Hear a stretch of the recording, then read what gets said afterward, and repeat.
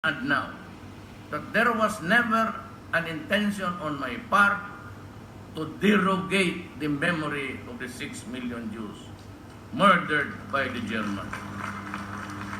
Ang reference kasi sa akin nila, ako daw si Hitler, na maraming pinatay.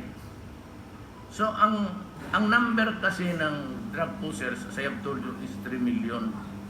Kaya yun lang ang inuusan namin ko, sige, si Hitler ako. Pero ang patayin ko itong mga...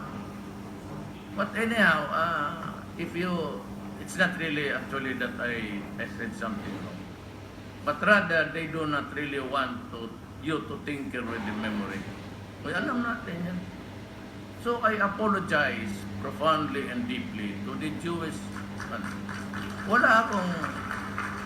It was never my intention, but the problem was I was criticized using Hitler comparing to me. But I was very emphatic. Sabi ko, patayin ko ang 3 million. It had nothing to do with it. But perchance, if there was something really a bad taste in the mouth to say it. Pero yung Jewish community lang, itong mga bobo na abogado sa EU, pati sa human rights, screw you.